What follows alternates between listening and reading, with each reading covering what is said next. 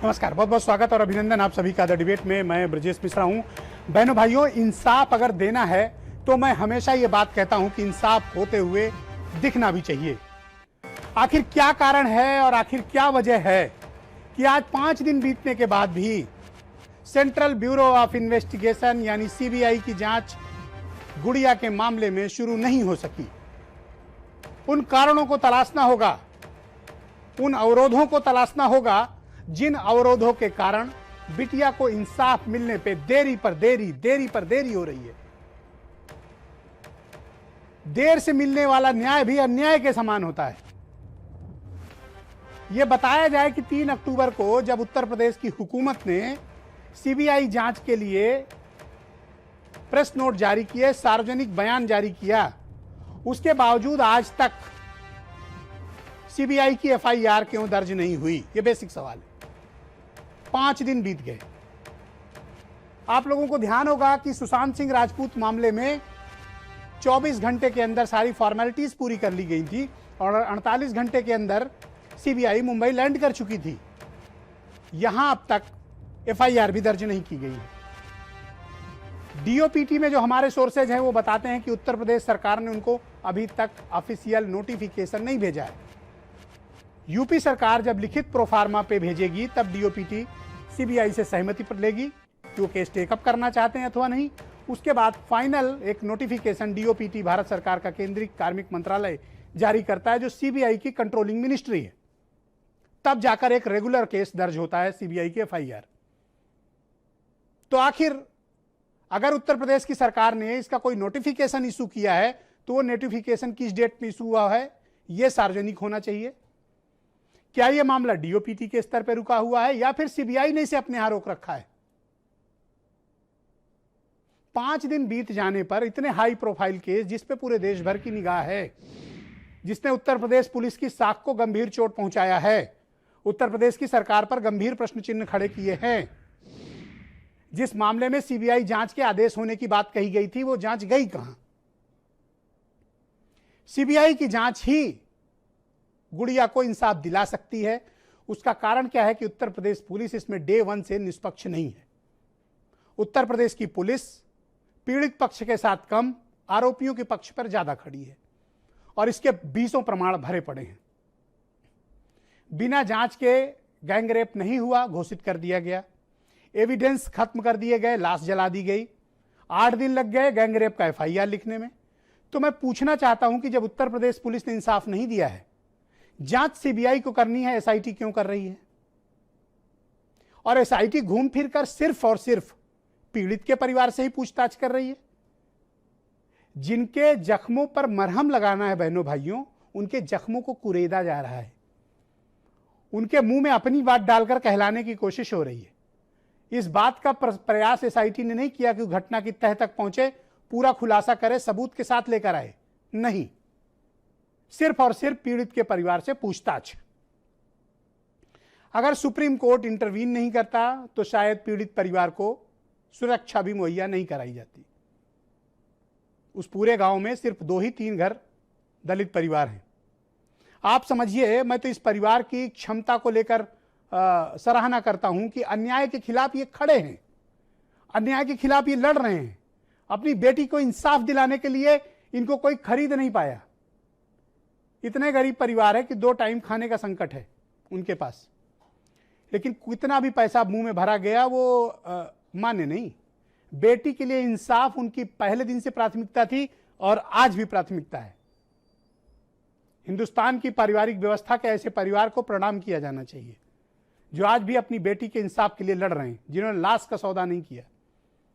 इसी उत्तर प्रदेश में प्रतिदिन ऐसी घटनाएं होती हैं कि परिजन ही लाश का सौदा कर लेते हैं, नौकरी पे बिक जाते हैं या मुआवजे पे बिक जाते हैं। पर यह परिवार अड़ा है, खड़ा है और लड़ रहा है। हमें इसको ताकत देनी चाहिए। मेरा यह मानना है कि समाज इंसाफ और इंसानियत पे चलता है, समाज कानून के हिसाब से चलता है और कानून सबके लिए समान होना चाहिए। कानून किसी एक व्यक्ति की बपौती नहीं होनी चाहिए, कानून किसी एक विचार के व्यक्ति की बपौती नहीं होनी चाहिए। कानून के समक्ष सभी व्यक्ति समान हैं और गुड़िया को इंसाफ मिलना चाहिए। अभी तक वो इंसाफ मिलता नहीं दिख रहा है, स्पष्ट रूप से नहीं दिख रहा है। भारत के मुख्य न्यायाधीश कहते हैं यह घटना भयावह है, उसके बावजूद इस घटना को झुठलाने की नियमित कोशिश होती है। अगर पीएफआई इसके लिए जिम्मेदार है तो आपने पीएफआई पर अब तक बैन क्यों नहीं लगाया? पीएफआई के लोगों पर गैंगस्टर एनएसए क्यों नहीं लगा? उनके घर क्यों नहीं गिरा दिए आपने? सख्त से सख्त कार्रवाई क्यों नहीं किया आपने? बिटिया को इंसाफ मिले, इस पे कुछ लोग अवरोध उत्पन्न करना चाहते हैं। मैं जानना चाहता हूं कि कौन लोग हैं, और बहनों भाइयों वो चेहरे बेनकाब होने चाहिए, उन चेहरों से नकाब नोची जानी चाहिए कि एक दलित की बेटी को इंसाफ मिलने से कौन लोग हैं जो रोक रहे हैं। क्या कारण है कि सीबीआई की जांच नहीं शुरू हुई? 5 दिन बीतने के बाद भी क्या आज की डेट में कोई बताने की स्थिति में है जांच कहां लटकी अटकी और भटकी है? इस पर सार्वजनिक चर्चा होनी चाहिए। कुछ बयान सुनिए, फिर डिबेट को आगे बढ़ाते हैं।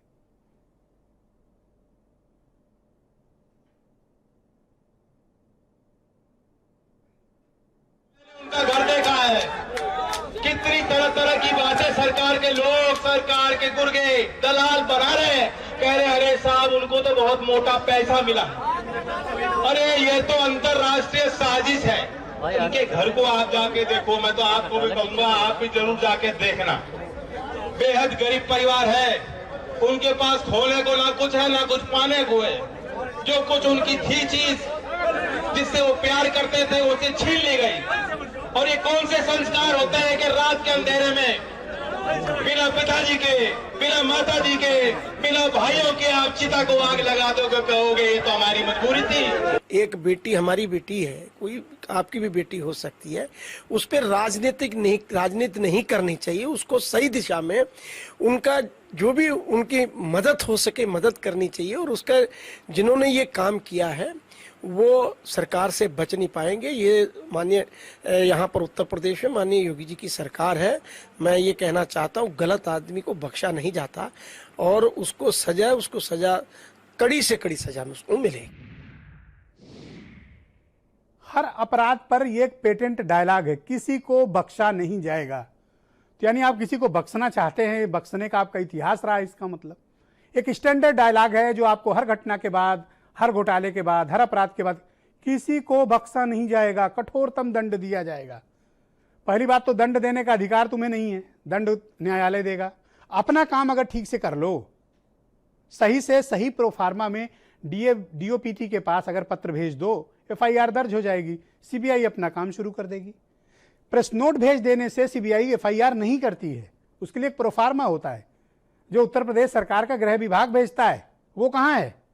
और अगर है तो सार्वजनिक किया जाए कि इस डेट में भेजा गया है, तब हम लोग डीओपीटी और सीबीआई पर जिम्मेदारी निर्धारित करें कि ये तुम्हारी गलती कि तुमने एफआईआर नहीं लिखी। लेकिन गुड़िया को इंसाफ मिलना चाहिए। एंड ऑफ द डे गोल सबका ये है, लक्ष्य ये होना चाहिए। लक्ष्य किसी को बचाना नहीं होना चाहिए, लक्ष्य इंसाफ देना होना चाहिए।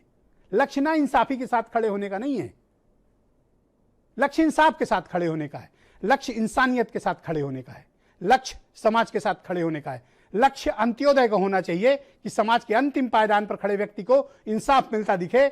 इसको राष्ट्र निर्माण कहते हैं।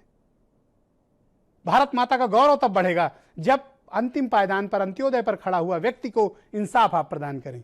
मेरे साथ आज की डिबेट में डॉक्टर मनोज मिश्रा भारतीय जनता पार्टी से हैं, शांतनु सेन जी फॉर्मर ज्वाइंट डायरेक्टर हैं सेंट्रल ब्यूरो ऑफ इन्वेस्टिगेशन यानी सीबीआई के। आईबी सिंह साहब मेरे साथ आज मौजूद हैं, मैं उनका बहुत शुक्रिया अदा करना चाहता हूं। सीनियर एडवोकेट हैं इलाहाबाद हाई कोर्ट के और क्रिमिनल मामले के उत्तर प्रदेश के सबसे टॉप लॉयर हैं। जूही सिंह जी समाजवादी पार्टी की प्रवक्ता हैं। प्रियंका गुप्ता मेरे साथ मौजूद हैं, कांग्रेस की हैं। राष्ट्रीय लोकदल से रोहित है मेरे साथ, और दीपक वाजपेयी आम आदमी पार्टी के प्रवक्ता, और वीरेंद्र सिंह जी हमारे स्टेट हेड। बहुत स्वागत, बहुत बहुत धन्यवाद आप सभी का। डॉक्टर मनोज मिश्रा, कार्यक्रम की शुरुआत आपसे करना चाहता हूं। 3 अक्टूबर को ऐलान हुआ था, मुख्यमंत्री कार्यालय के ट्विटर हैंडल से ऑफिशियल स्टेटमेंट दिया गया था कि सरकार इसकी उत्तर प्रदेश की सीबीआई जांच कराने का निर्देश देती है। पर अब तक 3 अक्टूबर से आज हम लोग 8 अक्टूबर को बात कर रहे हैं, अब तक कोई एफआईआर दर्ज नहीं की गई है। नोटिफिकेशन जारी हुआ है अथवा नहीं जारी हुआ, किसी के पास कोई सूचना नहीं है। मनोज जी। देखिए ब्रजेश जी, मैं ये तो नहीं कर सकता कि सीबीआई के मामले में स्टेटस क्या है, लेकिन मैं एक चीज़ कहता हूँ कि इसी इसी उत्तर प्रदेश में पुलिस ने एफआईआर लिखी, पुलिस ने उसके बाद मुख्यमंत्री जी ने एसआईटी गठित करी और उसके बाद अब सीबीआई को कहा। तो ये ऐसा तो नहीं हो सकता, आप मानिए और प्रदेश की जनता भी मानेगी कि केवल अखबारी बयान हो, ये नहीं हो सकता। ये आप 5 दिन की देरी अगर आप मान रहे हैं तो ये संभव है कि देरी हुई हो, लेकिन ये हो सकता है प्रक्रियागत देरी हुई हो। एक चीज़ ये। दूसरी चीज़, जैसा जैसा उस पीड़िता ने कहा, बिटिया ने कहा, वैसे वैसे एफआईआर में परिवर्तन किए गए। अगर ऐसा नहीं होता, तो न्याय दिलाने की मंशा ना होती तो ऐसा क्यों किया जाता? आप ये बताइए, बिटिया ने जैसा जैसा उनके परिवारीजनों ने कहा, उन्होंने कहा वैसी वैसी उसके साथ एफआईआर में परिवर्तन हुआ। ये दूसरी बात। तीसरी बात ये देखिए कि कितने षड्यंत्र हुए इस दौरान, क्या उसकी भी जांच होनी चाहिए? बिल्कुल होनी चाहिए। मैं तो कहता हूं उसकी जांच भी सीबीआई से करा लो। कहता है कि 25 लाख के हम 50 लाख दिलवा देंगे। सुनिए सुनिए सुनिए, कोई कहता हम 25 लाख के 50 लाख दिलवा दें। एक महिला पत्रकार कहती कि ये कहना राहुल जी प्रियंका जी है तब बताना। तीसरा, जितने भी और अराजक तत्व थे वो उसमें पीएफआई के माध्यम से दंगा कर रहे थे, और जो मॉरिशस रूट से 50 करोड़ और अन्य रूट से 50 करोड़ 100 करोड़ खर्च करने की बात थी। तो ये सब क्या था? ये सब मामले उठा के आप सीबीआई को दे दो, सीबीआई सबको इन्वेस्टिगेट कर लेगी। मैं भी तो वही बात कह रहा हूं जो आप कह रहे हैं। करेगी, आप ये विश्वास रखिए। ब्रजेश जी, मैं आपके लगभग हर सप्ताह आपकी डिबेट में आता हूं। मैं आपको कह रहा हूं कि सारे मामलों की जांच होगी, केवल एक मामले तो ये 5 दिन कैसे हो गए? एक हाई प्रोफाइल मामला जिसमें पूरे देश की नजर लगी है, मनोज जी, सबकी पॉलिटिकल स्टेक लगी हुई है, आप लोगों की भी लगी हुई है। आप क्यों नहीं एक नोटिफिकेशन जारी करके स्पष्टीकरण जारी करें कि आपने किस डेट में सीबीआई को लेटर भेजा है? पॉलिटिकल स्टेक जो है ब्रजेश जी, पॉलिटिकल स्टेक जो है विपक्ष की लगी। भारतीय जनता पार्टी की स्टेक तो उसको न्याय दिलाने में लगी। भारतीय जनता पार्टी की छवि इस बात पर निर्भर करती है। सर एक बात बताओ, आपकी स्टेक नहीं, ठीक है, आपकी कोई स्टेक कभी होती नहीं है, कई उदाहरण दिए, पर मैं जानना चाहता हूं आपसे कि आपकी पार्टी का कोई बड़ा नेता या आपके मिनिस्टर या आपके यहाँ के चीफ मिनिस्टर, एक सेकंड सवाल तो ले लें आप, आपकी सरकार का कोई भी व्यक्ति, कोई नुमाइंदा पीड़ित परिवार से मिलने अब तक क्यों नहीं गया? मैं ये जानना चाहता हूँ। ब्रजेश जी, ये लोग जो मिलने गए थे, मालूम क्या कह रहे थे कि राजद के तेजस्वी यादव ने प्रेस कॉन्फ्रेंस में कहा, वो वीडियो है मेरे पास, कि दलित विषय उठाना ये अपील करेगा। ये वीडियो। अच्छा, तो आप चले जाओ, आप मिलके आओ। आपकी पार्टी का कोई व्यक्ति क्यों नहीं जा रहा? आप उस परिवार के साथ अछूतों जैसा व्यवहार क्यों कर रहे हैं कि इनको आप टच नहीं करना चाहते? सुनिए, तो ये गलत कह रहे हैं आप गलत आरोप लगा रहे हैं। ब्रजेश जी, आपसे अपेक्षा नहीं है, आपसे ये अपेक्षा है कि दूध का दूध और पानी का पानी करेंगे। सर आप चले जाओ, मिलाओ, मुझे आरोप लगाने का मौका ही मत दो। ये अगर देखिए, सुनिए, प्रशासन जा रहा है, प्रशासन देख रहा है, उसकी रक्षा कर रहा है। जितनी जो उसकी कंपनसेशन था वो भाजपा सरकार ने अनाउंस करी, सरकार उसको न्याय दिलाने सर आपकी पॉलिटिकल लीडरशिप क्यों नहीं जा रही है? उत्तर प्रदेश के बाहर ट्राई टू अंडरस्टैंड ना, पॉलिटिकल लीडरशिप जो वोट मांगने जाती है, अराजकता ना पैदा हो। देखिए, जब प्रशासन ने ये तय कर लिया, सुनिए तो बस ब्रजेश जी, 1 मिनट और, कि जब ब्रजेश जी तय कर लिया प्रशासन ने कि वहाँ लोग ना जाए, भीड़ ना करें और दंगा फसाद की स्थिति ना पैदा हो, उस स्थिति में अगर भाजपा के लोग जाएंगे तो भी तो वही स्थिति खड़ी हो सकती है। इसलिए हम चाहते हैं कि न्यायपूर्ण तरीके से, सही तरीके से जांच हो, और जांच में जो आरोपी हैं वो पकड़े जाएं और जो पीड़िता है उसको न्याय मिले। और अंतिम बात ये मैं कहता हूँ कि न्याय का ये सिद्धांत है कि भले 200 आरोपी बच जाएं, लेकिन एक निष्पक्ष आदमी, एक आदमी फंसना नहीं चाहिए। देखो कैसे सर्टिफिकेट आप दे रहे हो। चीजों को ध्यान में रखकर न्याय का प्रयास किया जा रहा, लेकिन न्याय मिलेगा। ऑलराइट, मैं आईबी सिंह साहब को आमंत्रित करता हूं। वो एक बेहतर व्यक्ति हैं जो पूरे मामले पर एक रोशनी डाल सकते हैं। सर बहुत स्वागत आपका और शुक्रिया कि आपने अपना बहुत कीमती वक्त निकाला हमारे लिए। मैं आपसे समझना चाहता हूं कि सर इतना हाई प्रोफाइल केस, पूरे देश की निगाह इस केस पर लगी हुई है, सबके पॉलिटिकल स्टेक, सोशल स्टेक भी लगे हुए हैं, उसके बावजूद 3 तारीख को अनाउंस किया जाता है और आज 8 तारीख को हम खड़े हुए हैं। अब तक सीबीआई जांच का कुछ अता पता नहीं है। सर देखिए, उसकी एक प्रक्रिया होती है ब्रिजेश जी कि नोटिफिकेशन स्टेट गवर्नमेंट को section 6 Delhi police administration act में 1965 में निकालना होता है। उस नोटिफिकेशन के निकालने के बाद इमीडिएटली उस पर सेंट्रल गवर्नमेंट का और सीबीआई का इन्वेस्टिगेशन शुरू हो जाता है। सीबीआई अपना केस अलग से रजिस्टर करती है और रजिस्टर करने के साथ में इन्वेस्टिगेशन शुरू कर देती है। अभी तक नोटिफिकेशन निकला कि नहीं निकला, इस चीज को अगर गवर्नमेंट पब्लिश कर देती तो लोगों को आशंका नहीं होती। गवर्नमेंट खुद ही मौका देती है कि लोग क्यास लगाने लगते हैं कि ये हो रहा है, वो हो रहा है। हमें याद है कि 1988 में एक खिलाड़ी की हत्या हुई थी और रात में नोटिफिकेशन इशू हुआ था और सवेरे यहां पर सीबीआई इन्वेस्टिगेशन करने पहुंच गई थी। उस केस में मैं था और जैसे ही इन्वेस्टिगेशन होना शुरू हुआ तो काफी हाई प्रोफाइल केस वो बन गया, लेकिन इन्वेस्टिगेशन बहुत तेजी से हुआ। जितनी देर की जाएगी इन्वेस्टिगेशन में, साक्ष्य उतने ज्यादा प्रभावित किए जाएंगे, साक्ष्य मिटते जाएंगे, गवाह टूटते जाएंगे। इसलिए इसको इमीडिएटली उसको जांच शुरू कर देना चाहिए था। जी, जांच में देरी से क्या क्या नुकसान होते हैं इस तरह के हाई प्रोफाइल क्रिमिनल केसेस में? जैसे कि आपने बैडमिंटन प्लेयर मोदी साहब वाला जिक्र किया, उनका मर्डर हुआ था, बहुत 80s का वो सबसे सेंसेशनल क्राइम था जिसमें आपने खुद उस केस को हैंडल किया था। तो इस तरह के हाई प्रोफाइल केसेस में क्या चांसेस रहते हैं सबूत मिटने के, क्या चांसेस रहते हैं गवाहों के होस्टाइल होने के, विलंब के क्या तात्पर्य होते हैं? देखिए, विलंब जितना होता जाएगा साक्ष्य मिलते जाएंगे। इमीडिएट आपको क्राइम सीन पे पहुंचना होता है। क्राइम सीन के पास में बहुत सारे साक्ष्य बिखरे रहते हैं जो हर घंटे हर दिन मिटते जाते हैं। विटनेसेस के ऊपर बहुत से प्रभाव पड़ने लगते हैं, दबाव पड़ने लगते हैं, तो विटनेस भी टूटते जाते हैं। जी। तो जितनी देरी होगी इन्वेस्टिगेशन में उतने ही साक्ष्य का मिटना शुरू हो जाएगा। अब जैसे रेप का केस ले लीजिए, तो रेप के केस में अगर इमीडिएटली विक्टिम के पूरी बॉडी का चेकअप कर लिया जाए और अगर एक्यूज्ड को पकड़ लिया गया है तो एक्यूज्ड के भी पूरी बॉडी को चेकअप कर लिया जाए तो उसमें सारे साक्ष्य वहां पर मिल जाते हैं। लेकिन हम देखते हैं खास तौर पर रेप के केस में कि डीले पे डीले होता जाता है और साक्ष्य मिटते जाते हैं। बहुत सारे साक्ष्य होते हैं, जैसे नाखून के निशान, बाल और बॉडी के बहुत सारे पार्ट ऐसे ऐसे जगहों पे एविडेंस भरे रहते हैं, उनको तुरंत उपलब्ध करा देना जरूरी होता है। लेकिन आप जैसे जैसे देर करेंगे वो साक्ष्य मिट जाएंगे। सर, एक बहुत महत्वपूर्ण सवाल है, आप इस केस को डे वन से पढ़ रहे हैं, देख रहे हैं और आपने एनालिसिस भी किया है और आप टॉप क्रिमिनल लॉयर भी हैं उत्तर प्रदेश के। आपकी क्या ओपिनियन है इस केस को लेके? देखिए, अभी तक जो बयान पहले दिन आया था विक्टिम का और विक्टिम की फैमिली का, हम उसी को आधार मानते हैं। उसके बाद अगर विक्टिम की फैमिली धीरे धीरे अपना बयान बदलती जा रही है तो मैं ये मानता हूं कि विक्टिम के ऊपर कोई दबाव पड़ रहा है कि अपने बयान को बदल दो।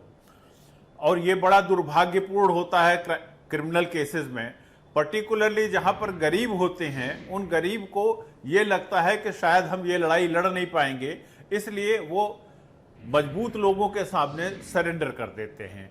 तो मुझे पहले दिन के बयान से लगता है कि उसके साथ में दुर्घटना हुई जैसा कि वो आरोप लगा रही थी और उसके बाद उसको तुरंत इन्वेस्टिगेशन न करने से धीरे धीरे वो प्रभावित होता जा रहा है।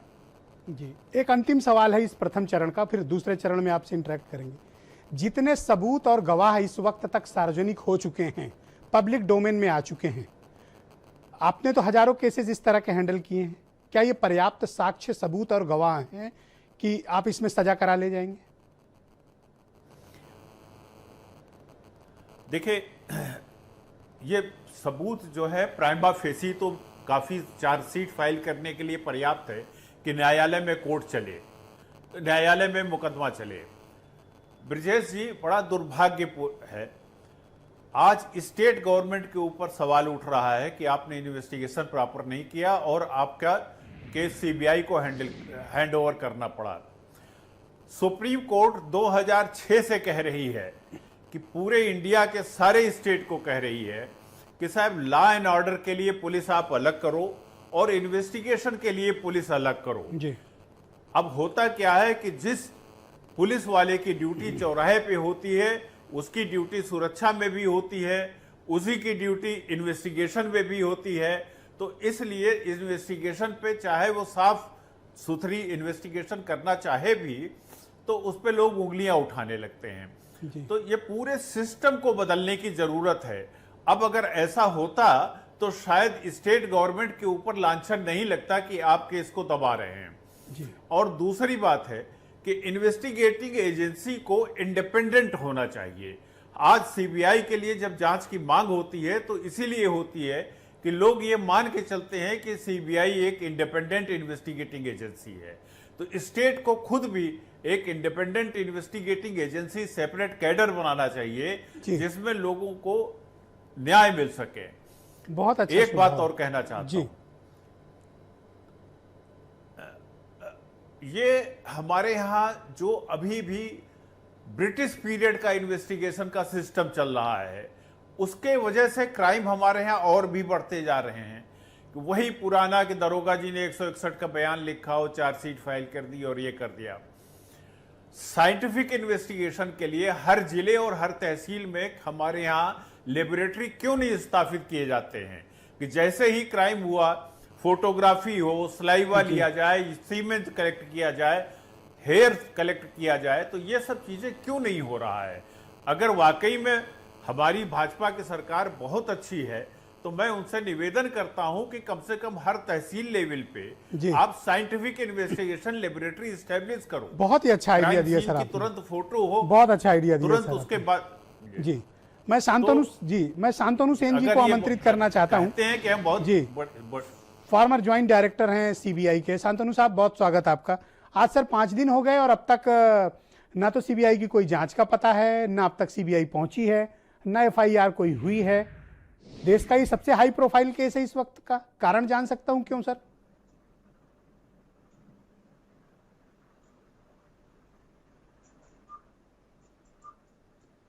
शांतनु सेन जी, आप मेरी आवाज सुन सकते हैं? कनेक्शन कटेगा जी। मैं आपसे जानना चाहता हूं कि सर 5 दिन हो गए अब तक कोई जांच का अता पता नहीं सीबीआई का। कारण क्या है सर?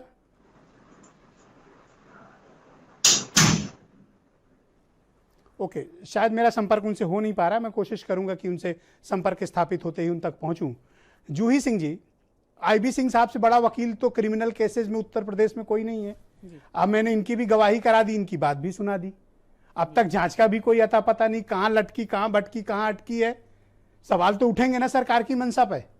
ब्रिजेश जी, आप ही के पैनल पे हम लोग थे जब सीबीआई जांच अनाउंस हुई। इस मुद्दे को आप पहले दिन से उठा रहे हैं। भारतीय जनता पार्टी की सरकार है, एक दिन में रातों रात नोटिफिकेशन उनको जारी कर देना चाहिए था, क्योंकि प्रश्न चिन्ह उनकी व्यवस्था पर उठ रहे हैं, उनके प्रशासन पे उठ रहे हैं।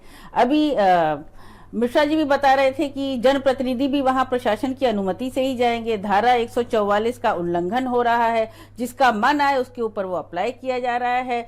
परिवार के ऊपर दबाव पूरा है। और आपके जिलाधिकारी वही हैं, आपके एसआईटी भी घूम रही है। जब आपकी सीबीआई जांच की एग्रीमेंट हो गई और उसको सुप्रीम कोर्ट ने भी कहा कि बहुत भयावह 5 दिन हो गए, 5 दिन में आप नोटिफिकेशन नहीं निकाल पाए तो ब्रिजेश जी जांच कैसे करेंगे? मुझे इसकी चिंता हो रही है। नियत पे शक होता है और साथ ही अलग अलग साजिश, एंगल, विपक्ष पे उंगली उठाना। देखिए, इस पैनल पर सभी भारतीय हैं, कोई नहीं चाहता कि जातीय हिंसा हो, लेकिन अभी 50 करोड़ की बात की। मैं तो कहता हूँ सरकार सबके मामले मुकदमा 50 करोड़ 100 करोड़ हर साजिश की करे और सब मामला सीबीआई को दे। और ये जो 100 करोड़ वाला मसला है इसको अलग रखे, इस पे इन्वेस्टिगेशन करे। अगर ये पैसा आया है, किसके माध्यम से आया है, क्योंकि मुख्यमंत्री ने भी ये बात अब कह दी है और भारतीय जनता पार्टी ने आधिकारिक रूप से, प्रवक्ता ने कही है, तो खुलासा होना चाहिए, क्योंकि इसके लिए विपक्ष वहां जाकर मिल रहा है। ओके, शांतनु सेन जी से संपर्क स्थापित हो गया, मैं उनके पास चलता हूं।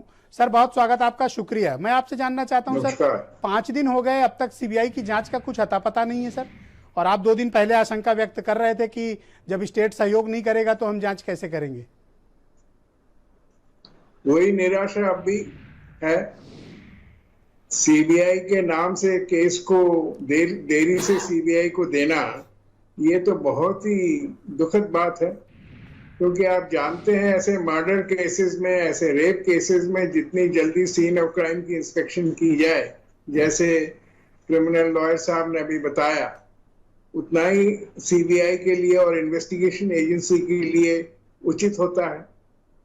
ये इन्वेस्टिगेशन तो आप देर से देंगे, बॉडी भी नहीं है, सीन ऑफ क्राइम भी नहीं है, तो कैसे सीबीआई कुछ निकालेगी इस केस में? सर और यहाँ इसके तो बाद सीबीआई आप- के हेडलाइन मैनेजमेंट से सीबीआई से अपना काम निकाल लिया गया, अब तक नोटिफिकेशन जारी नहीं किया गया और सीबीआई वहां इंतजार में बैठी कि चिट्ठी कब आएगी। तो ये तो आप खुद ही देख रहे हैं, आपने इस चैनल में 2 दफे मनोज जी, इस आऊंगा बात मैं। की जिक्र की है। आपको पता लगना चाहिए, आपको साफ कहना चाहिए कि स्टेट एजेंसी की नीयत में खोट है, जी और ये खोट सीबीआई के लिए भयंकर हो सकता है। बदनाम तो सीबीआई होगी, बाद में कहा जाएगा सीबीआई कुछ निकाल नहीं पाई। मैं तो समझता हूँ सीबीआई को ये तफ्तीश अब लेनी ही नहीं चाहिए। आफ्टर ऑल सीआईडी है, 2,25,000 की फोर्स है, उसमें एक टीम नहीं बना सकते हैं ये अच्छे अफसरों का? 400 आईपीएस ऑफिसर्स हैं, तो एक टीम बन सकती है स्टेट पुलिस की, और स्टेट पुलिस खुद इसको तफ्तीश करे और कोर्ट के सामने जाए। सीबीआई को क्यों ला रही है इस केस में? सर अब नहीं इसलिए लाना ला रही है चाहिए क्योंकि CBI को। इनकी निष्ठा पर संदेह है, इन्होंने जांच गलत की है उसके लिए संदेह है, पूरे देश में नाराजगी थी, उस दबाव में इन्होंने सीबीआई को इन्वेस्टिगेशन देने की ठीक बात है, कही। थाने भूलागिरी थाने में गलत तफ्तीश हो गई है, पर 2,25,000 फोर्स में 4 आदमी की टीम नहीं बन सकती है जो इस तफ्तीश को ठीक तरह करे। अरे सर सुधार ले लो करे। जांच, ऐसा क्यों कर रहे हो सर? हम लोगों पे इतना अत्याचार मत करो, जांच कर लो। मैं तो यही कहूंगा सीबीआई के पास अब जांच जानी नहीं चाहिए, सीबीआई को लेनी भी नहीं चाहिए, और ये सीबीआई के गाइडलाइंस में भी नहीं है। ना ये इंटरस्टेट क्राइम है, ना ये कॉम्प्लिकेटेड क्राइम है, ना कोई इंटरनेशनल बात इसमें। It's a case of rape and murder, जहां आपके जो आरोपी हैं जी। वो पकड़े गए हैं और कोर्ट के सामने आरोपी तो ऑलरेडी अरेस्ट हो चुके हैं। इनकी जल्दी पुलिस कस्टडी खत्म हो जाएगी, फिर इंटरोगेशन के लिए भी नहीं मिलेंगे। तो सीबीआई के पास, आप सारे सीबीआई के पास जो टूल्स है वो तो इन्वेस्टिगेशन मतलब के लिए केस आपने पूरा सब बिगाड़ खराब दिया कर गया है, केस पूरा खराब कर दिया गया है और सीबीआई के सर पर गगरी फोड़ दी गई है। ये अभी जो सैयद मोदी की मर्डर की केस हो रही थी जी इसमें मैं था, मैं पहुंच गया था वहां पर, और फौरन हम सीन ऑफ क्राइम में गए थे। व्हाट ए और scene of कोइंसिडेंस। crime से देखिए हमको evidence सैयद मिला मोदी था। केस के इन्वेस्टिगेटर भी साथ हैं और लॉयर भी साथ हैं। What a coincidence. हाँ, आईवी सिंह साहब उस केस को हैंडल किए थे। जी और मैं शांतनु सेन डीआईजी था उस टाइम सीबीआई में। जी जी all right, what a coincidence. Thank you sir. Priyanka Gupta मेरे साथ कांग्रेस पार्टी से मौजूद हैं। प्रियंका, मैं आपसे समझना चाहता हूं कि आखिर कारण क्या है कि ये जांच लटकी भटकी अटकी और गुम हो गई है? कारण इसका क्या है भाई? किसको बचाया जा रहा है? देखिए, वास्तव में विजय जी अगर आप देखें तो इस पूरी घटना को एक नया आयाम देने की कोशिश की जा रही है। जिस तरह से तरह तरह की बातें सामने आ रही हैं, एक लेटर लिखा जाता है जो आरोपी व्यक्ति लिखता है और उसके बाद वो मीडिया में भी आ जाता है। और उसको लखनऊ से बाकायदा लीक किया जाता है। उसका एक एक शब्द आप पढ़ लीजिए, मीडिया में है, उस पे अंगूठे भी लगे हुए हैं। मैं तो सोच रही थी कि अगर अंगूठे लगे हुए हैं तो ये लेटर लिखा किसने होगा। आप ये देखिए कि जिस तरह से एक जो नेता होते हैं, जो बीजेपी के नेता हैं, जो अपने आप को एक नेता कहते हैं, मैं तो समझती हूँ कि इन लोगों को नेता कहलाने का कोई हक नहीं है, जिनका नाम है रंजीत बहादुर जी। वो ये बता रहे हैं कि गन्ने के खेत में लड़कियों का रेप होता है और बाजरे के खेत में, अरहर के क्यों नहीं खेत में। होता। मतलब इससे उन्होंने ज्यादा इसका क्लासिफाई शर्मनाक, किया है इसको। इससे ज्यादा बेहूदी बात मैं समझती हूँ कि आज तक किसी नेता ने शायद न की होगी और न करने में सक्षम होगा। तो ऐसे नेताओं को ये क्यों रखे हुए हैं अपनी पार्टी में? क्यों नहीं उन पे कोई एक्शन लेते तो हैं? आपके कहने पे निकाल दें क्या? अरे बिल्कुल निकाल देना चाहिए। नहीं अगर इनमें निकालेंगे। जरा भी शर्म और लाज नहीं है तो निकालेंगे। इनको क्या कर निकाल लेंगे देना आप? चाहिए। नहीं निकालेंगे। दूसरी चीज आप ये देखिए कि पूरी वहां पर एक मीटिंग हो रही है, पूरा वहां पर एक महासभाएं हो रही हैं। तो आप बताइए कि दंगा कौन भड़काने की कोशिश कर रहा है? जातिवाद तो आप खुद फैला रहे हैं वहां पर, और आप फैलाने दे रहे हैं लोगों को। क्यों लोगों को इकट्ठा होने दिया जा रहा है वहां पर? ये 5 दिन क्यों लग गए मैडम कि अब तक जांच का पता नहीं है? कोई कारण आप मानती हैं सबसे बड़ी इसके चीज पीछे? यही है कि जिस तरह से परिवार पर दबाव बनाया जा रहा है, आज भी मीडिया ले लेकर कैमरा वहां पर परिवार से ये पूछना चाह रही है कि ये सीडीआर का जो डेटा निकला है, इसमें नंबर पे किससे बात हुई है। अरे जब आप सीबीआई सीबीआई की जांच करा रहे हैं, तो फिर आप उसमें क्यों इन्वॉल्वमेंट दिखा रहे हैं? All right ma'am. Deepak Vajpayee मुझे ज्वाइन कर चुके हैं, आम आदमी पार्टी के प्रवक्ता हैं। दीपक जी बहुत स्वागत आपका, धन्यवाद। क्या कारण है कि 3 अक्टूबर को अनाउंसमेंट होता है और आज 8 अक्टूबर है, कोई जांच का अब तक अता पता नहीं? पहले दिन से लेकर डे 1 से 14 सितंबर से लेकर आज तक हर मोड़ पे नाइंसाफी दिखाई प्रतीत होती है। ब्रजेश जी, मैं एक इन्वेस्टिगेटिव जर्नलिस्ट के नाते आपको बता सकता हूं, ये एक डिलिबरेट जानबूझकर किया जा रहा अटेम्प्ट है कि ये जो समय है, जो सबसे कीमती है किसी भी इन्वेस्टिगेटिंग एजेंसी के लिए, उसको किसी तरह नष्ट किया जाए ताकि ज्यादा से ज्यादा सबूत नष्ट हो और सीबीआई के लिए इन्वेस्टिगेशन की कोई स्कोप बाकी ना बचे। आपने देखिए आप कि जब राज्य सरकार ने सीबीआई इन्वेस्टिगेशन की घोषणा की, इसके बाद उन्होंने खबर छपवाई कि एसआईटी को 10 और दिन दिए जा रहे हैं। जब आपने एक फैसला कर लिया कि सीबीआई इसकी इन्वेस्टिगेशन करेगी, तो एसआईटी को 10 और दिन किस लिए दिए जा रहे हैं? सबूत नष्ट करने के लिए दिए जा रहे हैं। अरे जांच होगी तो सीआरपीसी के हिसाब से ही होगी ना, तो उसको सीबीआई को करने दीजिए। ये जानबूझकर समय नष्ट करना चाहते हैं ताकि सीबीआई के हाथ कुछ न लगे। और ये मैं क्यों कह रहा हूं, आप देखिए, भारतीय जनता पार्टी का एक नेता कहता है कि लड़कियां बाजरे के खेत में, अरहर के खेत में और गन्ने के खेत में, मक्के के खेत में क्यों जा रही हैं? ये इनकी मानसिकता है। इनका एक एमपी वो जाके अपराधियों से मिलने के लिए, जो आरोपी है उनसे मिलने के लिए जेल में जाता है और मीडिया के सामने हाथों पकड़ा जाता है। इनका एमएलए कहता है कि ये निर्भया और दिल्ली की निर्भया दोनों चरित्रहीन थी। दिल्ली की निर्भया के माथे पे सिंदूर नहीं था, उसका क्या हक था अपने किसी दोस्त के साथ जाने का? ये इनकी मानसिकता है। इस सरकार का मुख्यमंत्री योगी आदित्यनाथ, उसने चिन्मयानंद जी का केस वापस लेने के लिए, जो उनके आदरणीय है, उसका केस वापस लेने के लिए, रेप एक्यूज का केस वापस लेने के लिए केंद्र सरकार को चिट्ठी लिखी है। तो ये इनकी मानसिकता दर्शाता है। ये बलात्कारियों को बचाने वाली सरकार है, इसने पूरी ताकत झोंक रखी है 4 फ्रंट पे। पहले कि सीबीआई को देर कैसे की जाए, दूसरा जो पीड़िता और उसका परिवार, उसके ऊपर क्या आरोप लगाए जाए, तीसरा पीएफआई फंडिंग, जिहाद, सीरिया, ये लाकर कैसे डिवाइड करके इसको कम्युनल एंगल दिया जाए, और चौथा कि पूरी सरकार इसको कैसे हशप करके ज्यादा से ज्यादा देर करे और सबूतों को नष्ट करे। ऑल राइट, मैं रोहित अग्रवाल को आमंत्रित करता हूं। खुद मुख्यमंत्री शामिल है, वरना कोई वजह नहीं थी सीबीआई के पास तत्काल केस न जाता। ऑल राइट, रोहित अग्रवाल, आज मैंने देखा कि मुजफ्फरनगर में आप लोग अपना शक्ति प्रदर्शन कर रहे हैं। वहां मैंने देखा जयंत चौधरी हजारों लोगों की भीड़ जमा कर रहे हैं। अरे 2 लाठी पड़ गई तो आप वहां रैली करने पहुंच गए। ब्रिजेश जी, मुजफ्फरनगर में हमारा शक्ति प्रदर्शन ताकत नहीं दिखा रहे हैं आप वहां पे? नहीं, ताकत बेटी के इंसाफ के लिए दिखाई। जी बिल्कुल, ये बेटी के इंसाफ के लिए ही शक्ति प्रदर्शन था। विपक्ष की जिस तरीके से आवाज दबाई जा रही है, मैं तो पहले आपको सैल्यूट करूंगा आपके चैनल को। अगर आपकी टीम ना होती तो अभी तक कब का इन्होंने आधी रात वाला केस तो समेट दिया होता। जिस तरीके से हिंदू धर्म के ठेकेदार बनते हैं, और मुझे बता दें, तो 4 वेद पढ़े होंगे मनोज जी ने, चारों वेद के ठेकेदार यही हैं क्योंकि, तो ये बता दीजिए किस वेद में लिखा है कि आधी रात में किसी बेटी का बिना परिवार के अंतिम संस्कार कर दो? और जब विपक्ष के नेता वहां पे जाएं और मीडिया को बाइट दे रहे हो तो पीछे से आके उनके ऊपर लाठी चला दो। जिस तरीके से हमारे नेता माननीय जयंत चौधरी जी के ऊपर लाठी चली, कांग्रेस के नेताओं के साथ अभद्रता हुई, उनको एक बार रोका भी गया, अगली बार दोबारा जब वो गए तब उनको किसी तरीके से जाने दिया गया। तो लाठी पड़ गई तो क्या हो गया? नहीं, मैं बता रहा हूं, डेमोक्रेसी है, जनता के लिए लड़ रहे हो, पड़ गई लाठी। हाँ, तो यही तो मैं कहने की कोशिश कर रहा हूं, क्यों दबा रहे हो डेमोक्रेसी में आवाज?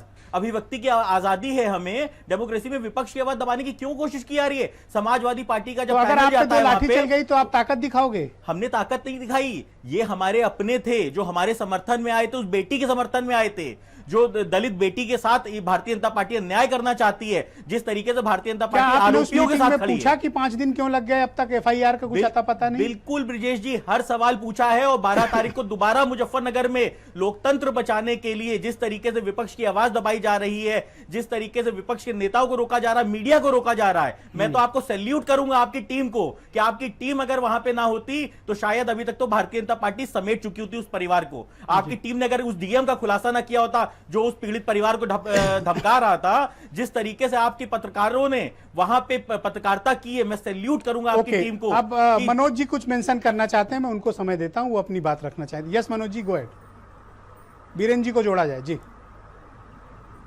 देखिए ब्रजेश जी, कुछ 2-3 बातें कहनी है। आप एक बात ये कह, आपकी ये डिबेट ये सिद्ध करती है कि योगी जी दोषियों को बचाना चाहते हैं, यही तो कह रहे हैं आप लोग। पहली बात, तो योगी जी का उसमें बचाने का क्या मतलब हो सकता है? पहली चीज, रात को 2 बजे क्यों किया अंतिम संस्कार? एक मिनट में बोलने दीजिए, मनोज जी को बोलने दीजिए। दुश्मनी है कोई भी मुख्यमंत्री हो, किसी सरकार का हो, उसके ऊपर ये सीधा आरोप लगा देना कि वो बचा रहे हैं, तो ऐसे तो बहुत लोग मुख्यमंत्री हैं जिनके काल में कांड हुए हैं, तो क्या और सबको आपने लगाए नहीं? उसको क्या नाम आरोप और है, आपने बचा लगाए रहे हैं। नहीं? पहली चीज। दूसरी चीज आपने कही हेडलाइन मैनेजमेंट। जी सुनिए हेडलाइन में जब आप बोल रही थी तो मैं नहीं बोल रहा था। Yes, आप go ahead. बोल रही थी मेरे पॉइंट भाई वाइज आप बोलता झूठ हूँ। बोलेंगे तो बीच नहीं, में एक बोलना मिनट, पड़ेगा ना। कोई डिस्टर्ब ना करेंगे ना, करें, कोई डिस्टर्ब ना करें, उनको बोलने करेक्शन तो बोलने करेंगे, दीजिए। आप ऐसे झूठ मैम बोलेंगे प्लीज, तो। Ma'am please. आप पूरी बात सुनिए। हाँ आप मनोज पूरी जी बात गोयल, सुनिए। मनोज जी गोयल। नहीं, ये बात ठीक कह रही। अभी इनको भी, ये जूही सिंह जी को भी बताऊंगा। आप ये क्या दूसरी चीज ये बताएंगे? देखिए धमकाएंगे हमें कि भी? आपने कहा हेडलाइन मैनेजमेंट। आप एक महिला को नहीं, धमका रहे हैं। हेडलाइन मैनेजमेंट नहीं, हम आप कहा विपक्षी नहीं है। महिला को कहाँ से धमका रहे आप हैं। उठा लाते हैं? कहाँ से उठा लाते हैं? आप विपक्षी महिला को धमका रहे हैं। क्या आप बताएंगे, क्या बताएंगे आप जूही सिंह जी को? आप विपक्षी महिला को धमकाएंगे? एक महिला को धमकाएंगे? और लेट, मेरा कनेक्शन वीडियो लिंक टूट गया है बीजेपी के प्रवक्ता से। वापस जुड़ते हैं तो मैं उनका पक्ष लूंगा। वीरेंद्र जी हमारे साथ आ गए। भाई वीरेंद्र जी, 3 अक्टूबर को अनाउंस हुआ था कि इसकी सीबीआई जांच होगी और आज 8 तारीख है, 5 दिन हो गए, कुछ अता पता नहीं। जांच कहाँ लटकी अटकी और भटकी है? देखिए, हाथरस मामले में शुरू से कई बार अफसरों की चूक गड़बड़ कराती रही है। सीबीआई जांच की बात तो कही गई थी, लेकिन अभी तक सीबीआई जांच का कोई नोटिफिकेशन जारी नहीं हुआ है, और जिसके चलते अभी सीबीआई ने जांच शुरू नहीं की है। ऐसा लगता है कि अभी ये महीनों सिलसिला शुरू हो ना पाएगा, मुश्किल ही लगता है। लेकिन इतना ज़रूर है कि आज एक कातिल की चिट्ठी वायरल हो रही है। जो आरोपी है उसकी एक चिट्ठी वायरल हो रही है, आपसे जिसमें निवेदन ये है, बात मुझे मत बुलाया करिए। सामने आ रही है, इनको जिसको आप ये देखिए, तो अराजकता है। ऐसा चैनल पे बहुत कम होता है कि आप सफाई पक्ष सुने नहीं, आरोपी पक्ष आपको मैं सुने, टाइम दूंगा आरोप जरा। लगाने आपका वालों को वीडियो सुने। लिंक टूट गया था, थोड़ा धैर्य रख लें। वीरेंद्र जी बोल रहे हैं, वीरेंद्र जी के बाद मैं आपको लूंगा। थोड़ा धैर्य रखें और आपको अपनी बात रखने का पूरा मौका मिलेगा। आप बिल्कुल चिंता ना करें। वीरेंद्र जी बोलिए। देखिए, एक आरोपी ने एक पत्र में स्वीकार किया है कि वक्त पे मौजूद था घटना पे। दूसरा ये है कि जिस तरह से तमाम बातें आ रही विरोधाभासी, अब उसकी जांच सीबीआई से इसलिए बहुत ज़रूरी हो गई है क्योंकि दूध का दूध, पानी का पानी होना चाहिए। देश की जनता के मन में बहुत सारे सवाल हाथरस कांड को लेकर आ रहे हैं, और सरकार ने अगर कहा है तो सीबीआई जांच के आदेश जारी करके, नोटिफिकेशन करके जल्दी जांच शुरू कराए, क्योंकि जितना लेट होगा उतनी शंकाओं के बादल उठेंगे। दूसरा ये है कि ब्रजेश जी, उत्तर प्रदेश में उपचुनाव होने हैं। बीजेपी की सरकार पर कानून व्यवस्था को लेकर बहुत सारे सवाल खड़े हुए हैं। ये उपचुनाव एक तरह से सेमीफाइनल है विधानसभा के आम चुनावों का। विपक्ष को एक हथियार दे रहे हैं और सरकार को चाहिए कि वो इस हथियार को कुंद करे और जल्दी से जांच शुरू कराए जी। लेकिन अब बहुत सारी बातें हैं। अब आधा युद्ध तो देखिए सोशल मीडिया पे लड़ा जाता है, ट्विटर पे, फेसबुक पे लोगों के खिलाफ दुष्प्रचार चलाकर तमाम सारी चीजें हो रही हैं। लोकतांत्रिक सिस्टम में या जो सरकारें हैं उनको इन चीजों को बढ़ावा नहीं देना चाहिए, और जो लोग इन चीजों को बढ़ावा दे रहे हैं वो हमारे आने वाली पीढ़ियों को क्या सीख देंगे और क्या उनको नैतिकता का पाठ पढ़ाएंगे, ये बड़ा घातक दृष्टिकोण है और घातक दिशा में गाड़ी जा रही है। तो इस पर भी ध्यान देना होगा। अच्छा, आज मुजफ्फरनगर में रैली हुई, विपक्ष की रैली हुई। जयंत चौधरी को लाठियों से पीटा गया था, उसके खिलाफ रैली हुई। उत्तर प्रदेश में बहुत सारे घटनाक्रम एक साथ चल रहे हैं। बीजेपी को यह समझना होगा कि ये 2017 का माहौल अब नहीं है, अब उनकी सरकार है, उनको जवाब हर जगह देना होगा। विपक्ष से जवाब नहीं लिया जाएगा, जवाब सरकार को देना है। तो ये सब चीजें अब तय करनी होंगी बीजेपी को कि वो कितनी जल्दी नॉर्मल करना चाहती है चीजों को। आपकी सूचना क्या है कि नोटिफिकेशन वगैरह इशू हुआ या नहीं हुआ सीबीआई जांच के लिए? देखिए, अभी ऐसी कोई सूचना या कोई जानकारी नहीं मिली है, और ऐसा लग रहा है कि अभी ये कई हफ्ते तक ऐसे ही चलेगा। एसआईटी जांच कर रही, वो अपनी रिपोर्ट देगी, और हो सकता है सीबीआई 10 दिन 15 दिन बाद या 1 महीने बाद इस केस को टेकअप करे। तो ये बड़ा मामला ये है। लेकिन इतना जरूर है कि जब सीबीआई जांच करेगी तो बहुत से रहस्यों से पर्दा उठ जाएगा। और उत्तर प्रदेश की जो एसआईटी जांच कर रही है, इसमें विपक्ष को यह कहने का मौका मिलेगा कि ये तो इनकी पुलिस है या पीड़ित या कोई और भी कह सकता है। तो सरकार को खुद चाहिए कि वो पक्षपात के आरोपों से बचे और वो सीबीआई को जल्दी से जल्दी लाए। एक चीज ये जरूर है कि आज तमाम राजनीतिक दल वहां पंचायत कर रहे हैं, मीडिया तमाम तरह से चीजों को पेश कर रहा है, लेकिन एक सच्चाई दबनी नहीं चाहिए। जो सच्चाई है वो सबके सामने आनी चाहिए, चाहे जैसी हो। बिल्कुल ठीक बात है। बात किसी कौम, किसी जात, किसी धर्म की नहीं है। बात है कि इस समाज के साथ न्याय होना चाहिए। एक बार कांसी राम ने कहा था जब वो जीवित थे कि जुल्म के खिलाफ जो कौम आवाज नहीं उठाती है वह कौम लाशें उठाती है। लोग पिंजरे में बंद मुर्गों की तरह हो गए हैं, जिनका नंबर आता है वही चिल्लाता है, बाकी सब दाना चुगने में लगे रहते हैं। बात कड़वी है लेकिन सच है कि आज कोई दूसरा मारा गया, हमारा कुछ नहीं बिगड़ा, हम क्यों बोलें। ये परंपरा खत्म होनी चाहिए। जो सच्चाई है उसको सबको बोलना पड़ेगा जी। तो ब्रजेश जी जिनके कारण फसाद हुए या फसाद की आशंका थी, उनका तो अब तक कोई अता पता नहीं है। जो आरोपी थे वो जेल में हैं, वो जेल से चिट्ठी भी लिख रहे हैं। अब तमाम सारी सच्चाइयों का सामना होना है, पता लगना है जी। अब ये सीबीआई ऐसा कर सकती है, लेकिन सरकार के अफसरों ने बड़ी किरकिरी कराई है। योगी की सरकार कानून व्यवस्था पर बहुत बुरी तरह से घिरी है। अब ये सरकार को तय करना है कि उसको उत्तर प्रदेश में अफसरों का चेहरा प्यारा है या उत्तर प्रदेश के 24 करोड़ जनता का हित, ये देखना होगा। जी वीरेंद्र जी। उदय प्रताप सिंह बहुत मशहूर शायर हैं और कवि हैं जी। उनकी लाइन है कि हिंदुस्तान सबका है, उसको आज मैं फिर से दोहराऊंगा कि लुटेरा है अगर आजाद तो अपमान सबका है, और लुटी है अगर एक बेटी तो लुटा सम्मान सबका है। और बनो इंसान पहले छोड़कर तुम बात मजहब की, लड़ो मिलकर दरिंदों से, यह हिंदुस्तान सबका है। बहुत बहुत शुक्रिया वीरेंद्र जी, बहुत बहुत धन्यवाद आपका। यस डॉक्टर मनोज मिश्रा, आप कुछ मेंशन कर रहे थे, प्लीज गो अहेड। हाँ, मैं पॉइंट वाइज बोलता हूँ ब्रजेश जी, मैं ज्यादा समय नहीं लेता, लेकिन पक्ष तो रख लेने दीजिए। देखिए, आपने कहा हेडलाइन मैनेजमेंट में सरकार लगी थी, तो आप ये बताइए कि हेडलाइन छापता कौन, हेडलाइन दिखाता कौन है, और आपने क्यों नहीं भाजपा के पक्ष में, सरकार के पक्ष में हेडलाइन मैनेजमेंट की होने दिया। ये एक चीज थी जो मेरे मन में थी। और तीसरा, दो शब्द कांग्रेस सपा बसपा की सपा के कह दूं, क्योंकि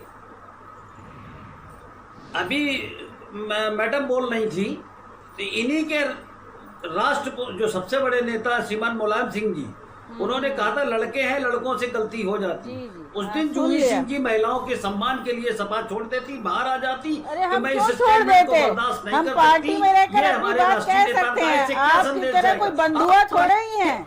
पार्टी में हमारे लोकतंत्र है कि अगर नेताजी ने कोई बात कही तो हम लोग अपनी पार्टी में कह देते हैं। आपकी तरह बंधुआ थोड़े ही है, माननीय शब्द नहीं हटता है। यहाँ बैठकर धमकाते हैं, गायत्री प्रजापति की मदद आप लोग लेते हैं इलेक्शन में। आज कह रही हूँ, अमेठी के इलेक्शन में गायत्री प्रजापति की मदद भारतीय जनता पार्टी लेती है। निहायत बेशरम है आप लोग, निहायत बेशरम है। महिला मत करिए सर। जो भी व्यक्ति आवाज उठा रहे हैं, आपके लोग तो ब्रजेश जी के खिलाफ आवाज उठा दे रहे हैं सोशल मीडिया पर, उसी के लिए माफी मांग लीजिए। आपके वेरीफाइड हैंडल इस चैनल के खिलाफ आवाज उठा रहे हैं, उल्टा सीधा लिख रहे हैं, यहाँ की रिपोर्टर्स के बारे में उल्टा सीधा लिख रहे हैं। आप माफी मांगिए, आप माफी मांगिए, क्योंकि आप उनको सपोर्ट कर रहे हैं, आप हैंडल्स को फॉलो कर रहे हैं, उनका आप कुछ नहीं बिगाड़ सकते, क्योंकि आप लोगों ने अपनी सोच को बंधक रख दिया है सत्ता के हाथ में। अरे छोड़िए सर, बेशर्मी की हद है, छोड़ दीजिए। थैंक यू, आप दोनों लोग कृपया शांत हो जाएं, आप दोनों लोग कृपया शांत हो जाएं। आईबी सिंह साहब को स्क्रीन पे लाया जाए। Thank you. सर मैं आपसे समझना चाहता हूं IB सिंह साहब कि वक्त बीतता जा रहा है, सबूत और गवाह, सबूत नष्ट हो रहे हैं, गवाहों की स्थितियां भी आपके समक्ष विद्यमान हैं। तत्काल प्रभाव से अभी जब तक CBI जांच नहीं करती है, क्या करने की आवश्यकता है? देखिए, जांच तो जो भी टीम कर रही है उसको करने की आवश्यकता है और उसका ट्रांसपेरेंसी भी होना चाहिए। जनता को मालूम हो कि आप सही जांच कर रहे हैं, लेकिन कोई ट्रांसपेरेंसी है नहीं। सिर्फ यही देखने में आता है कि उस गांव में कुछ अधिकारी गए, आज ATS की टीम गई, तो उससे जनता संतुष्ट नहीं हो रही है। एक ब्रजेश जी, एक बात मैं कहना चाहता हूं, सरकार आती रहेगी जाती रहेगी, कभी किसी पार्टी की सरकार आएगी, कभी किसी पार्टी की जाएगी। दिल्ली की घटना होगी, बांदा की घटना होगी, उन्नाव की घटना होगी, हाथरस की घटना होगी, ये होती ही रहेगी। लेकिन इसका परमानेंट समाधान यही है कि आप एक हर स्टेट का इन्वेस्टिगेटिंग एजेंसी हो, इंडिपेंडेंट हो, हर केस का इन्वेस्टिगेटिंग ऑफिसर या इन्वेस्टिगेशन टीम की जिम्मेदारी हो कि अगर वो गलत इन्वेस्टिगेशन करके कुछ गलत लोगों को फंसा रहा है तो अल्टीमेटली उसको भी सजा हो। उसकी कोई जिम्मेदारी यहाँ फिक्स नहीं होती सर, वो किसी को भी फंसा के निकल लेता है। उसकी भी अकाउंटेबिलिटी फिक्स होनी चाहिए। मैंने आज तक नहीं सुना कि किसी इन्वेस्टिगेटिंग ऑफिसर ने गलत इन्वेस्टिगेशन की हो और उसको सजा हुई हो। तीसरी बात कि हर तहसील लेवल पे आप साइंटिफिक इन्वेस्टिगेशन लेबोरेटरी बनाइए, तुरंत साक्ष्य तुरंत इकट्ठा हो और उसका साइंटिफिक एनालिसिस हो जाए। जी, ऑल राइट। इसलिए इसका परमानेंट समाधान करना जरूरी है। All right. शांतनु सेन साहब, आपने सैयद मोदी कांड का जिक्र किया, कि ये हुआ। उस केस से आपने क्या सबक लिया सैयद मोदी कांड से? मेरा आवाज ओके, उनसे मेरा संपर्क स्थापित नहीं हो पा रहा है, तब तक मैं आम आदमी पार्टी के प्रवक्ता हैं दीपक बाजपेयी, उनके पास चलता हूं। दीपक, आपको इसमें यह क्यों लग रहा है कि सरकार निष्पक्ष नहीं है? योगी जी तो कह रहे हैं कि गुनाहगार बख्शे नहीं जाएंगे और कठोरतम दंडात्मक कार्रवाई करेंगे वो, आपको शक क्यों है इनके ऊपर? ब्रजेश जी, सुप्रीम कोर्ट में सरकार का एफिडेविट देखिए। आज आपके टीवी पर मैं रिपोर्ट देख रहा था कि किस तरह से पीड़िता जो हमारी बच्ची है उसका किस तरह से इन्होंने शव जलाया है। आप हृदय विदारक सीन था कि कैसे पेट्रोल डाल के 4 मिनट 10 सेकंड में उसकी लाश को जला के सबूत खत्म किए गए।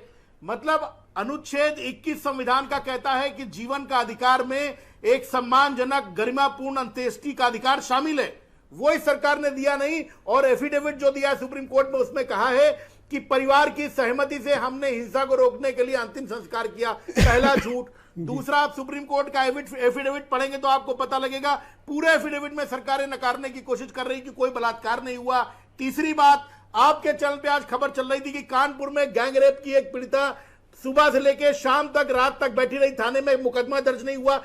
क्या करना चाहती है सरकार? सारा दिन भारत समाचार ही देखते हो क्या? बोलने के अलावा, गुमराह करने के अलावा, सबूत कुछ और भी देखती? क्या करना चाहती है सरकार? जो सच दिखाएगा वही तो देखेंगे ना सर। Okay, all right. मेरे साथ जूही सिंह जी भी मौजूद हैं, लेकिन इस बीच मेरे पास एक बहुत ही दुखद खबर है। केंद्रीय मंत्री रामविलास पासवान जी का निधन हो गया है अस्पताल में, और अभी तुरंत हमारे पास ये खबर आई है कि केंद्रीय मंत्री रामविलास पासवान जी का, लोक जनशक्ति पार्टी के अध्यक्ष, उनका अस्पताल में इलाज के दौरान निधन हो गया। और वो काफ़ी दिनों से बीमारी से पीड़ित थे और आईसीयू में दिल्ली में एडमिट थे, और वहाँ उनकी मृत्यु की खबर मेरे पास अभी आई है। जाने माने दलित नेता और दलितों के बीच उन्होंने बहुत काम किया था। दलित समाज के उत्थान के लिए रामविलास पासवान ने बहुत काम किए थे, और एक वक्त नारा गूंजता था उनके लेकर की धरती गूंजे आसमान रामविलास पासवान, इस तरह के नारे एक वक्त था जब उनके लिए लगते थे। और हाजीपुर से वो रिकॉर्ड वोटों से जीतकर उन्होंने पूरे देश को चौंकाया था। आज उनका निधन हो गया है। जूही सिंह जी, मैं आपसे समझना चाहता हूं कि आपको क्यों शक है कि राज्य सरकार इस मामले में किसी को बचाना चाहती है? ब्रजेश जी, जो पूरा घटनाक्रम है, एफिडेविट सुप्रीम कोर्ट का बताया गया, रात में लाश को आऊंगा मनोज जी, आऊंगा आपके पास। लड़की को आप बता रहे हैं कि उसने जब कहा तो हमने बलात्कार का मुकदमा। केवल जूही जी से प्रश्न और किसी से नहीं है। ये जूही जी से जानबूझ के प्रश्न टोक है। रहे हैं एक्चुअली। नहीं इनको बोलने केवल दीजिए जूही से ब्रिजेश बस, जी। ताकि ये उत्तर दे सकें, जी, ताकि ब्रिजेश ये जी। उत्तर दे सकें, ब्रिजेश जी, लड़की ताकि ये पीड़िता, उत्तर दे सकें, इसलिए इनसे प्रश्न है। नहीं आपके प्रश्न मुझसे अब खत्म हो गए। आप सरकार है, 3 साल 8 महीने हो गए, कुछ उत्तर आप भी दीजिए, दूसरों से ही मांगेंगे क्या? ब्रिजेश जी, मैं पूछना चाहती हूँ कि पीड़िता को 14 तारीख को ये प्रताड़ना, ये यातना सहनी पड़ी, आपने उसको समय पर मेडिकल अटेंशन नहीं दिलाया, आपने समय पर सैंपल नहीं भेजा, आपकी पुलिस ने उसको जब वो गई तो आपने कहा कि हमने बलात्कार का मुकदमा तब लिखा, हमने बलात्कार का मुकदमा तब लिखा जब पीड़िता ने स्वयं बताया। क्या लॉ में यही लिखा है कि जब कोई लड़की कहे कि मेरे साथ बलात्कार हुआ है तब आप मुकदमा लिखेंगे? पुलिस की कोई जिम्मेदारी नहीं है, आपने विपक्ष को जाने नहीं दिया। मीडिया में जब ये मुद्दा बार बार पुरजोर तरीके से उठा तो इन जैसे बेशर्म लोगों ने सत्ता संरक्षित अपराधी मिस्टर मिश्रा भी उतने ही अपराधी है जितना जो जेल में बंद है। इनके साथ तो आप बदला ले रहे हैं क्या मनोज जी इनसे? मनोज जी, आप बदला लेना चाहते हैं? संगठनों को वहाँ पर meeting okay, all right, thank you, all right.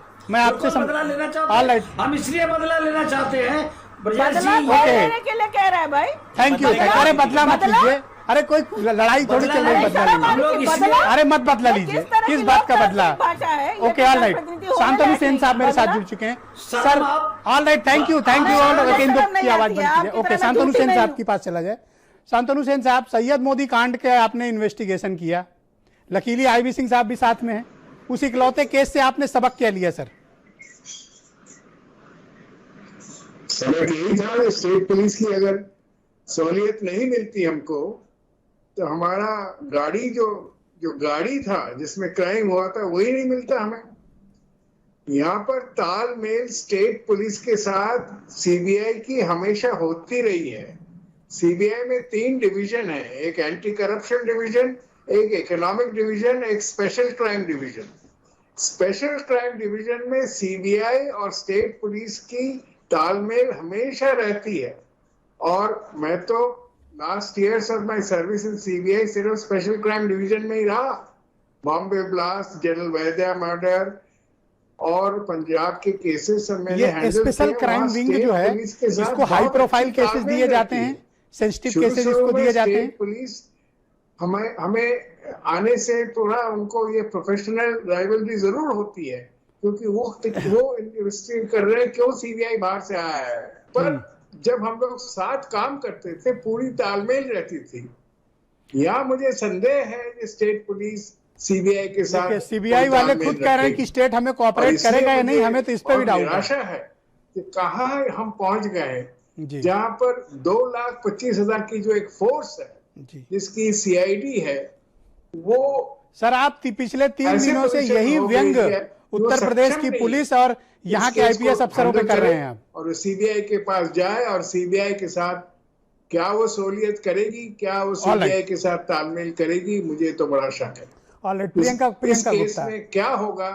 Priyanka Gupta, क्या जानबूझकर किसी को बचाने के लिए ये सब डिले किया जा रहा है?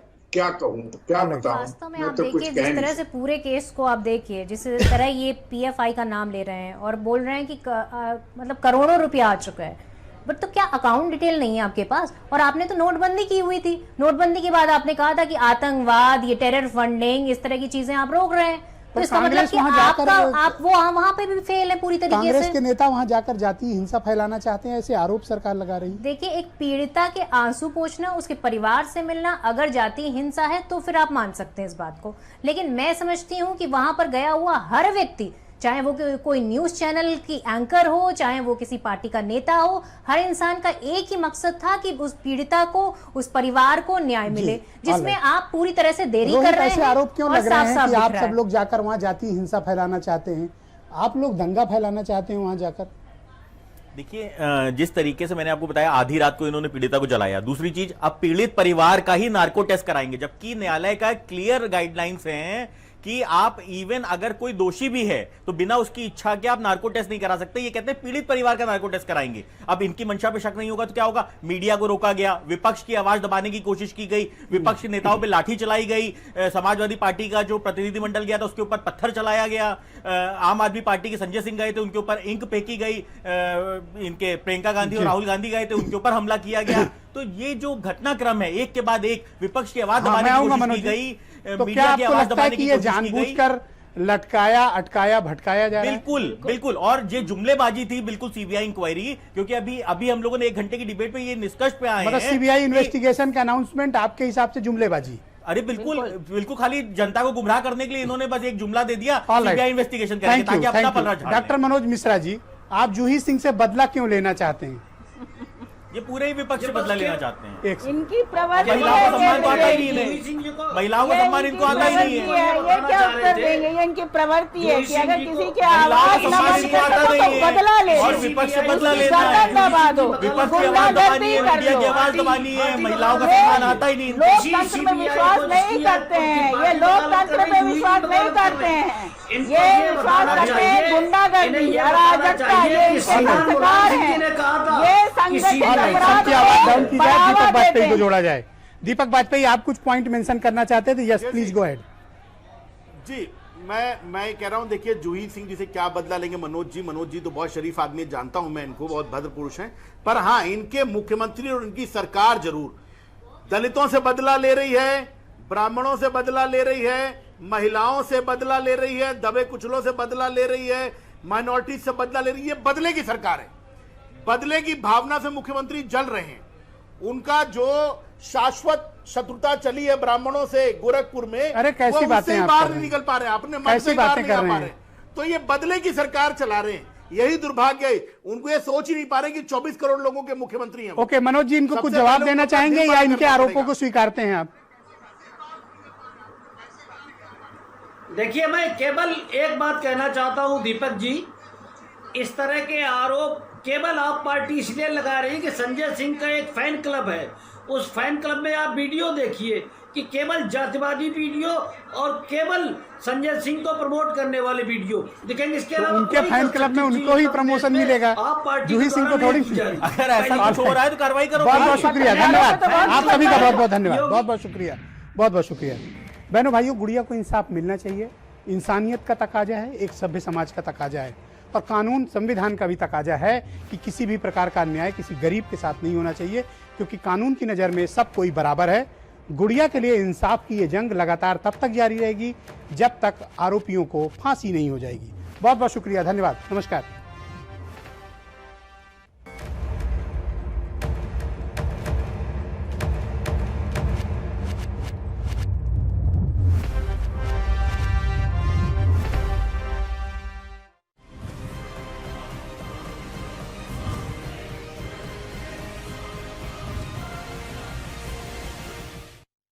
खुश है